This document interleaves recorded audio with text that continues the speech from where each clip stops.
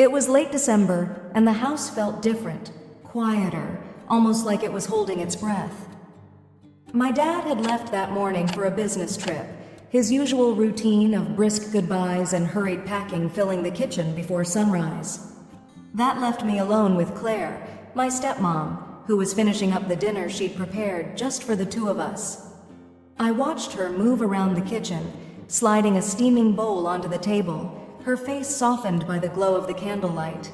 There was something about her presence tonight that drew me in, something that felt warmer than usual. She wasn't in a rush or preoccupied with the long list of things she usually juggled.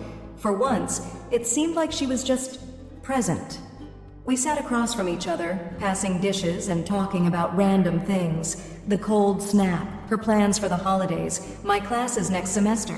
Every so often, her eyes would on me a little too long, like she was seeing me in a new light. It was hard to explain, but I felt it too. The warmth of the fire, the gentle crackling in the background, and the way her voice softened when she laughed, it all seemed to wrap around us, making the space between us feel smaller. I caught myself leaning forward, listening to her talk as though I didn't already know her stories by heart. She had a way of making even the simplest things seem interesting, and that night, I felt like I was noticing her for the first time, taking in the way she smiled or the way she tucked her hair behind her ear. Her laugh was quiet, almost shy, and it made me smile too. I told myself it was just the coziness of the moment, the familiarity of being home after months away. But deep down, I knew something had shifted. The silence between our words grew longer, stretched out by this feeling neither of us spoke about. The room felt thick with it, a kind of tension that I couldn't ignore. When she looked at me again, her eyes were softer, more open, as though she sensed what I was thinking. I looked away, trying to shake it off, but even as we cleaned up and said goodnight, the memory of her gaze stayed with me. In that quiet house, under the cover of a winter night, something unspoken settled between us, waiting for a moment to be acknowledged, and I had a feeling that moment would come sooner than either of us expected. The next day, we fell into our usual routines, but something had changed. The air around, as if an invisible thread kept drawing me toward her. That night, after dinner, we were cleaning up in the kitchen, just the two of us, moving in sync without words. I handed her a plate, and as she reached out, our fingers brushed, a beat too long. She didn't pull away right away, and I felt the warmth of her skin spread through me, surprising and unsettling. I looked up, catching her gaze. She seemed caught off guard, her eyes wide, her cheeks a little flushed, and for a second, we just stood there, as if the world had narrowed to this one quiet moment. She looked different somehow, softer, more vulnerable, and maybe that was what drew me in. Her expression held something I couldn't quite read, something deep and almost curious. I found myself searching her face, hoping to understand whatever was passing between us. A million thoughts rushed through my head, each one silenced by the pounding of my heartbeat. I was aware of everything in that instant. The hum of the refrigerator, the soft light bouncing off the countertops, the faint scent of her perfume mixing with the leftover smell of dinner. The whole house felt still, like it was listening, waiting to see what we'd do. She finally pulled her hand back, her lips parting as if she was about to say something, but no words came. Instead, she gave me a small, hesitant smile, one that didn't quite reach her eyes, and looked down. I felt a pang of regret, of wanting to say something to close the gap that had opened up between us, but I held back, unsure if I should. The weight of that shared silence settled over us, as thick and real as any words could have been. When she turned to leave, her hand lightly brushed my arm, and I felt a jolt, a pull that left me standing there alone, staring at the empty space she'd left behind. My mind was a mess, and I couldn't shake the feeling that something had been set in motion, something that neither of us could take back. The days that followed were a strange dance, a mix of avoiding each other and somehow always ending up in the same room. I noticed Claire in ways I hadn't before, the way her voice softened when she spoke, the way she tucked her hair behind her ear when she thought no one was watching. I found myself wanting to be around her, to listen when she talked, even if it was just about the most mundane things. and I wondered if she felt the same pull. One night, after everyone else had gone to bed, we sat on the couch in the dim light of the TV. We didn't need to say much. Just being there, sharing the quiet, was enough. But there was something different in her gaze, a hint of sadness maybe, or a question she was afraid to ask. She leaned back, a little closer than usual, and I felt her warmth beside me. My heart pounded, hoping she couldn't hear it, or maybe hoping she could. It was Claire who finally broke the silence, her voice low, almost hesitant. She admitted that she'd enjoyed my company over the past few days, that it had been nice having someone to talk to. There was a vulnerability in her tone, something raw that she tried to cover up with a small, self-conscious laugh. But the words hung there, and I knew they meant more than she'd let on. I wanted to say something back, something that would show her I understood, that I felt it too. But all I managed was a nod, feeling my throat tighten with the weight of what was left unsaid. Her eyes met mine, and in that moment, the tension between us became undeniable. There was no need to explain it, no need to say anything. It was there, in the way we looked at each other, the way we both hesitated before parting ways that night. Whatever was growing between us, it was too strong to ignore, yet too dangerous to speak aloud. It happened in a quiet, almost accidental way. We were watching a late-night movie again, but this time, the air between us felt different, as if the silence had its own pulse. I tried to keep my focus on the screen, but my thoughts kept drifting to the curve of her profile, the subtle way her breathing matched mine, her hand resting so close to mine on the couch. It felt like we were waiting for something, though neither of us would admit it. At one point, she leaned forward to adjust the blanket, her arm brushing against mine. The touch was brief, innocent enough, but I felt a warmth that left my heart racing. When she settled back, her shoulder pressed against mine. She didn't pull away. I didn't either. We both just sat there, letting the silence wrap around us, like something fragile that could break if either of us moved.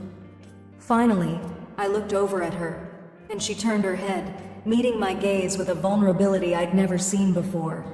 Her eyes held a mixture of hesitation and longing that mirrored exactly what I was feeling, and in that instant, I couldn't stop myself. Slowly, tentatively, I leaned closer, watching her for any sign that I should pull back, but she didn't move away. If anything, she seemed to lean in too, closing the tiny distance between us. Our lips met, soft and hesitant at first, like we were both testing a boundary we knew we shouldn't cross. The kiss was brief, but electric, sending a jolt through my entire body, making everything else around us disappear. When we finally pulled back, the gravity of what we'd done hit us both, a silent understanding of the line we'd crossed, the weight of it settling heavily between us. Her hand moved to her lips, her eyes wide and searching mine, as if she was just as stunned as I was. "Ethan, we can't," she whispered, her voice trembling. She glanced away, her expression shifting to something filled with regret, with 1,000 unspoken fears. I knew she was thinking about my father, about the life we were risking. Part of me felt that same guilt, but there was something else too. A powerful need I'd never felt before, a desire that, despite everything, felt unshakable. "I know," I replied softly, my voice barely above a whisper, trying to grasp some sense of control, to reassure her. But as we sat there, the space between us thick with the weight of the moment, I knew things would never be the same. The room felt suddenly too small, the air too thick. I could hear my heart pounding, a loud reminder of what had just happened. My thoughts were racing, tumbling over one another, but one truth stood out above all. We had crossed a line, and there was no turning back now. I could feel Claire's breath quickening beside me, her body tense, but neither of us moved. We were frozen in that one irrevocable moment. "I'm sorry," she said quietly, her voice fragile as she pulled away slightly. She was still sitting close to me, but the space between us now felt like an entire ocean. Her hand brushed against her cheek, almost as if trying to steady herself, but there was a tension in her movements that couldn't be ignored. I shouldn't have let that happen. It was wrong. I didn't know what to say. Part of me wanted to tell her it wasn't wrong, that I didn't regret it, but the weight of her words, the fear in her eyes, kept me silent. We both knew what would happen if anyone found out, and the thought of that filled me with a tight, gnawing dread. My father, our family. I couldn't bear the thought of losing it all, especially over something like this. I never meant for this to happen, Claire continued, her voice shaking slightly now. I don't know what's happening between us, Ethan, but we can't let this happen again. We can't keep pretending like it's just nothing. Her gaze dropped to her hands, folding them tightly in her lap.